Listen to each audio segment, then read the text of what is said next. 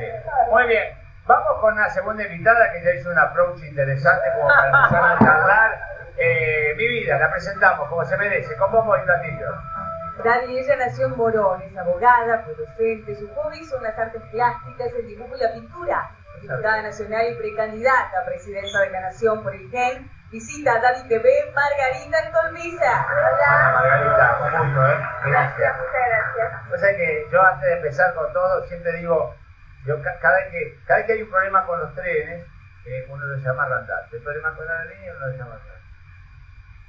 Cada vez que del GEN, a la única que contesta todos los temas a las 8 de la mañana sos vos, no te hincha, digo, pues te hacen hablar y te pasé por todos los temas, porque sos como una referente que tenés que hablar de todos los temas. Exacto, claro. ¿Qué pasa? A veces me engancha con que no. Porque digo, porque por ahí se bartolean también los temas, digo, porque no podés saber de todo. Así es, no se puede. Me parece que es una buena autocrítica para un periodista, ¿no? Porque la exigencia es de ustedes, ¿no? Que pretenden que el entrevistado sepa de todas las cosas, ¿no? Sí, yo en ese sentido, la verdad que soy un psicópata, no tengo culpa, y la verdad que siempre digo que soy cómico y lo que hacen las preguntas son ellos. Hoy cuando estábamos charlando con mi productor, lo primero que se me vino, siempre me pongo en el lugar de padre. Y vos tenés un hijo que yo hice una vez un reportaje que estuve en la selección de básquet, jugó con Ginóbili y todo eso. Claro, está bien. Digo, cuando lo ves, fuera de la política, después ya vamos a hablar de política, vamos a hablar de esto, digo, sale a la madre, sale al padre, digo, ¿qué es lo que se hace cuernito? Cuando juega él, ¿qué le pasa a una mujer, a una madre cuando el hijo está jugando? ¿Sabés qué pasa? Tengo 3 hijos que juegan. Entonces me pasa muchas veces que dicen, vos tenés un hijo que juega bien al básquet. No, mira, tengo 3 que juegan muy bien al básquet, yo me desarmo por los 3. Porque si no parece que todo solamente tuviera uno. Tengo uno que es el que vos conocés porque tiene una oportunidad con él, bueno, que es el más conocido. Yo vivo exactamente con los 3, los mismos nervios cuando voy a la cancha, porque tengo que protestar contra un árbitro. La verdad que me parece. ¿Qué le decís? ¿Protestás así como progresista o lo decís, andate 100 veces a la madre? ¿No decís eso? Trato que no. Sale Alguna imitación me impongo, y si no tengo siempre uno al lado que me codea para que no lo haga. Pero las madres, mi mamá siempre dice, yo los cría todos iguales y los quiero todos. Es verdad, yo no comparto. Yo creo que uno tiene, a ver cómo lo digo, como ciertas debilidades por alguno de los hijos. Es que uno tiene debilidades distintas, si se quiere, ¿eh? Los 3 son distintos, entonces bueno, uno tiene determinadas características y el otro, pero como madre no lo hay, la diferencia. Me ha habido, Juan, entra directamente, vamos a tratar el tema. Hola. ¿Cómo se reconstruye un espacio progresista como el que ustedes encabezando después de que lo haya destruido de alguna manera Elisa Carrió? Yo no tengo ningún interés en reconstruir lo que Elisa Carrió destruyó. Nosotros estamos en una alternativa distinta. Si bien nosotros reivindicamos y ratificamos aquello como una opción progresista, la única que existe hoy en la Argentina, no vamos a reconstruir nada de eso. Los que deciden otro camino irán por otro camino. Nosotros somos hoy la única fuerza política socialdemócrata que se para sobre los pilares de la igualdad y de la decencia, además con la idea de darle permanencia a lo que hacemos, ¿no?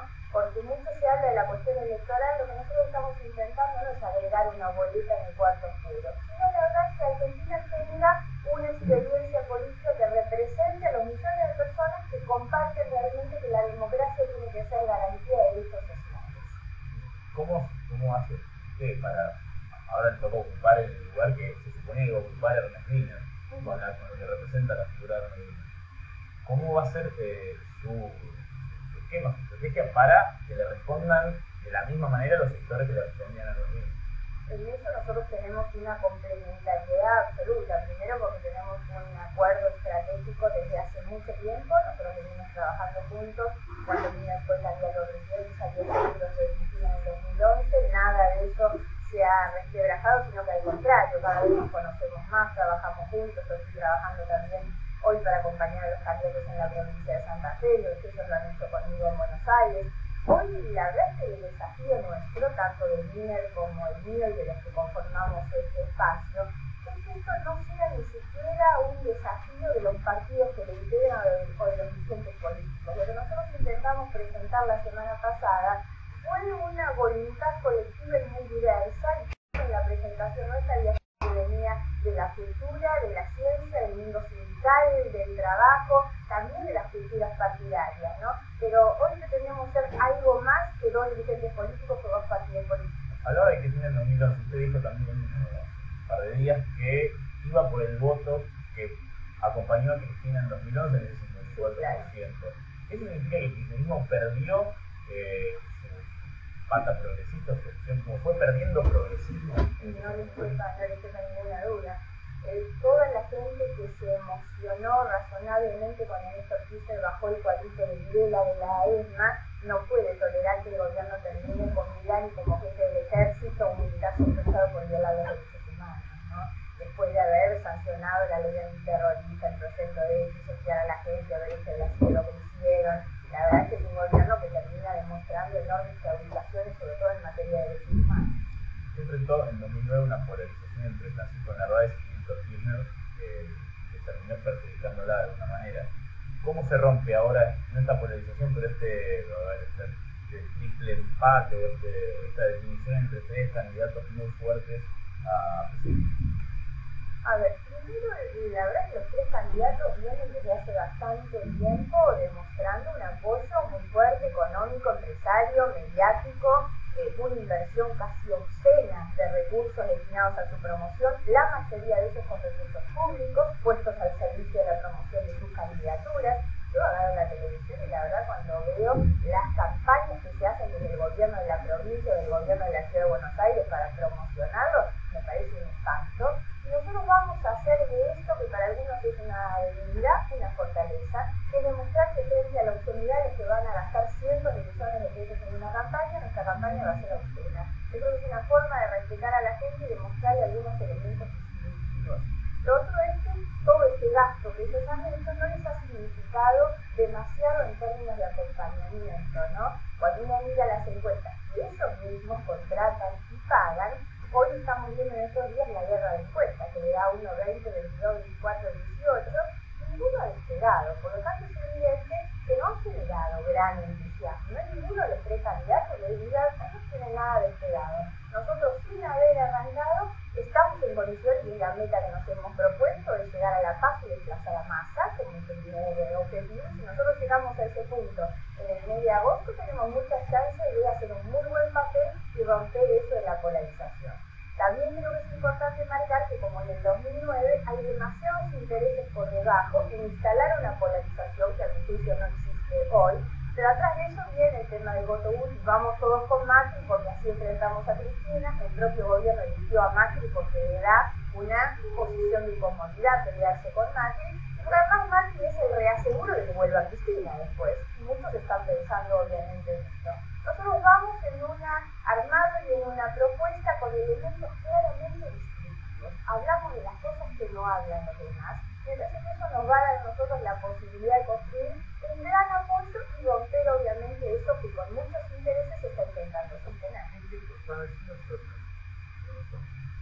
Un poco esto que decía antes, ¿no? ¿Sabes por qué tengo la sensación de que ustedes son como ese grupo donde el cantante es muy conocido y nadie sabe el nombre de los músicos que están atrás? Con todo respeto y cariño te tengo y te sobrevaloro. Si he charlado con vos, me parece que es una mina recontra honrada, te has dado prueba de lo honrada que sos y de todo esto.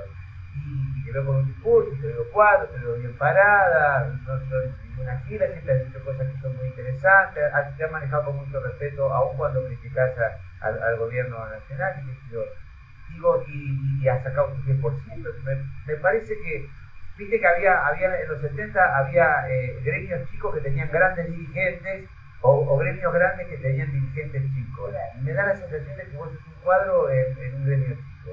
Sí, a ver, esto tiene bastante bien. He hablado con tu productora antes de entrar, ¿no? Y a nosotros muchos me dicen, ¿cómo van a ir ahí a hacer presencia testimonial? Bueno, la verdad es que nosotros venimos de toda una historia. Se sacaron más de 1,5 millones de votos en la provincia de Buenos Aires, tiene 700.000 en la provincia de Santa Fe. Esto, digamos, que es un piso bastante alto como para decir, bueno, hay una cantidad de gente que necesita que alguien los precie. Eso también me dice la gente en la calle, necesitamos que alguien nos represente. No tengo a quién votar. Los tres candidatos, ninguno, no tengo a quién votar. Por lo tanto, esto se justifica en la cantidad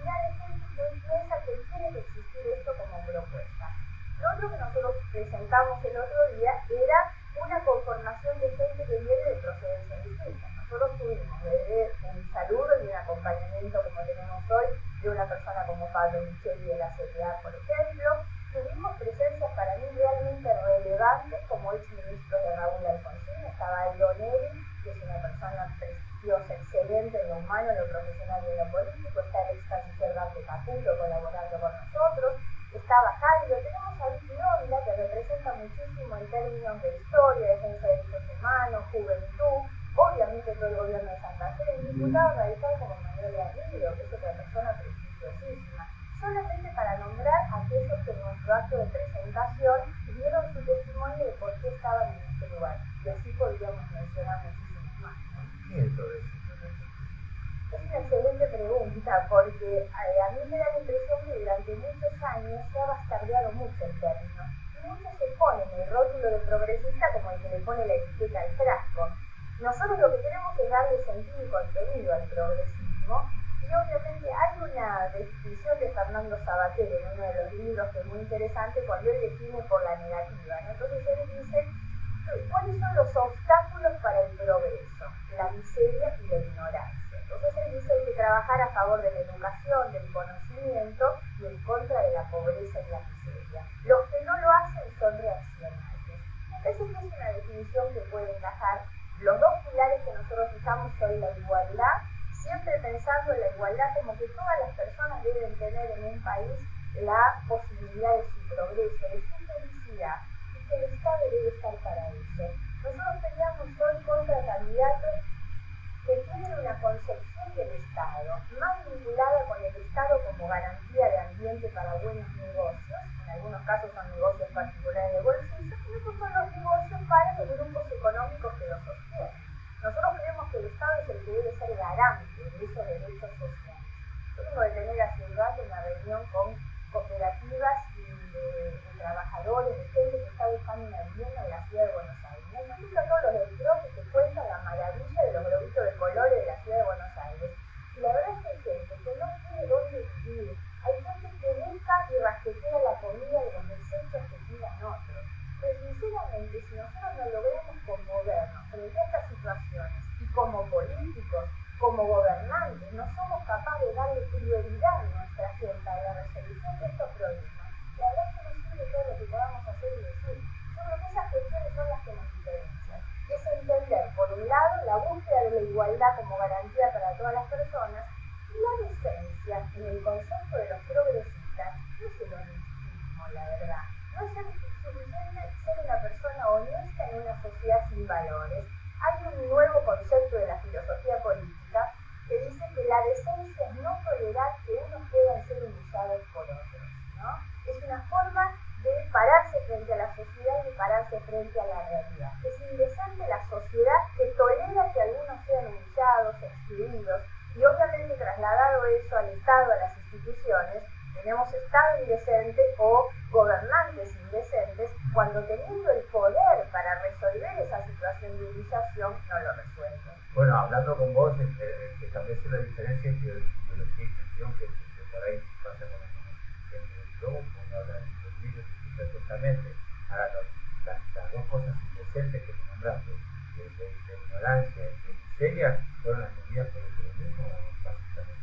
Por eso yo nunca reniego del peronismo, al contrario. A mí me parece que si nosotros pudiéramos pensar en un sistema político de cara hacia el futuro, yo creo que hay que reconstituir en gran medida el sistema político, y nosotros tenemos que ir más a un debate de ideas. A mí la campaña electoral me parece un espanto que es puro consumismo, fórmulas de impacto social, voy a levantar el cepo, voy a cambiar el impuesto a las ganancias, los jueces hasta preso. Bueno, la verdad es que es un espanto como está planteada la campaña. Yo creo que tenemos que ir a un debate más de ideas.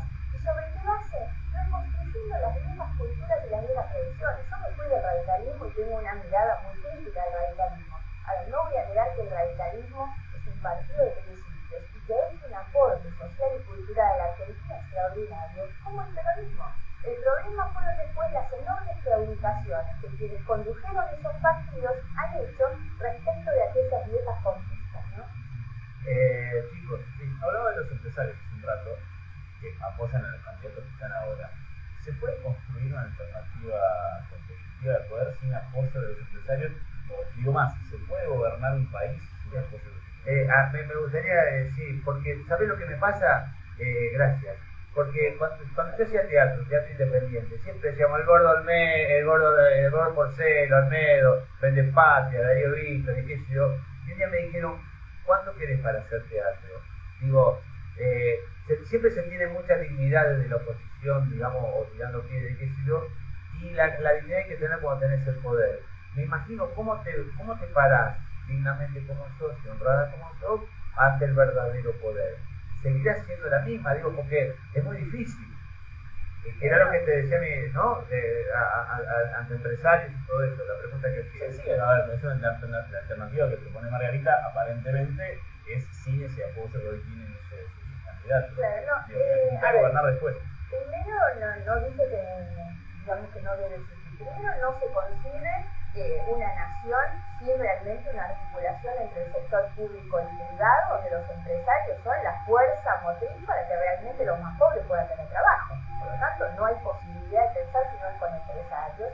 Yo creo además en el aporte del empresariado hacia la política para mejorar la calidad de la política, y hay muchísimos ejemplos de lo que realmente lo hacen. Ni siquiera reniego de aquel que aporta privadamente a un candidato, no me parece mal.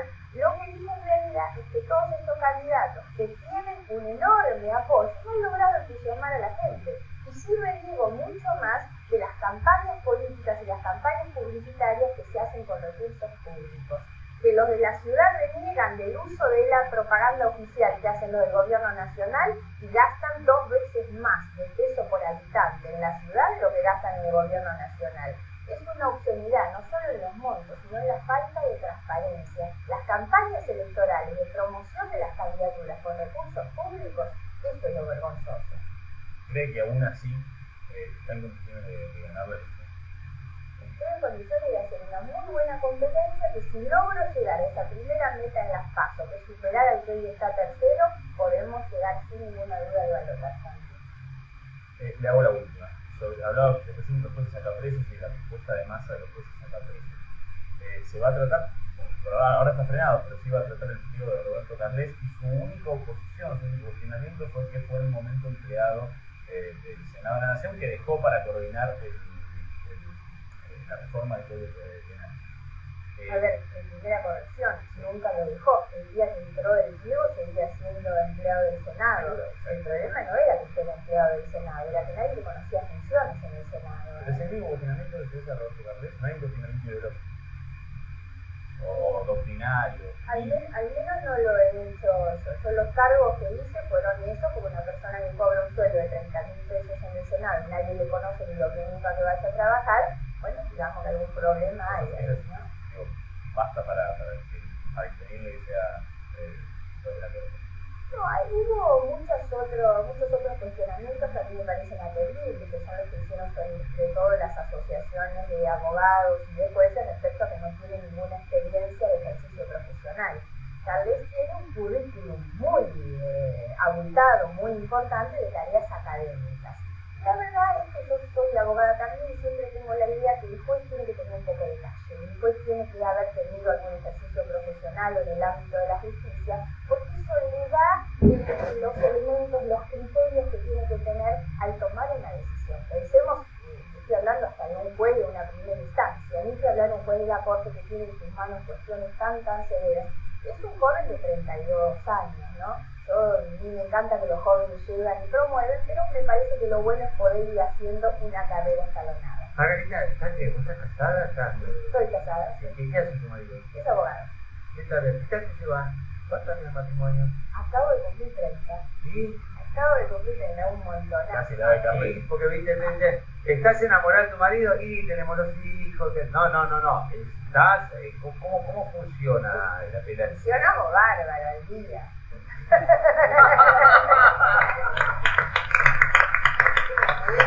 Con todo. ¿Viste cómo hay que cambiar los discursos para empezar a tener más votos? Funcionamos muy bien, 30 años, si no, no estaríamos. A veces seguro hay una historia. En este lugar donde nadie nos debe estar escuchando, sí cuento que entre las claves mi marido siempre dice: ella se descarga afuera y acá viene mansita.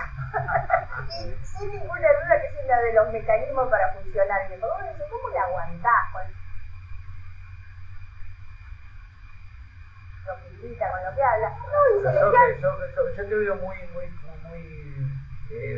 pacifista, o sos quilombera. No, y bueno, un poquito soy habladora, pero cuando llego a casa soy así. Él también es que comparte tu ideología política. Sí, no es un militante, digamos, pero por supuesto que comparte. ¿Por qué no es militante? No, en ese momento no, alguien tenía que también cuidar a los chicos, hacer las cosas, acompañar.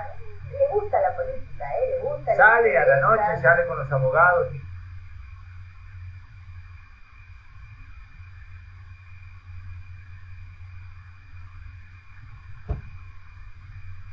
Tiene una salida, digo, Margarita, no te vayas a enojar, esta noche estoy con los muchachos, voy a tomar unos vinos con los abogados. Es posible que hoy no me esté mirando y esté con sus amigos. No, traidor. Quería saber cómo es la mujer dirigente del progresismo, si lo tiene cagando al marido. Mira, las mujeres políticas somos mucho más iguales al resto de las mujeres de lo que los hombres políticos son respecto de los otros hombres.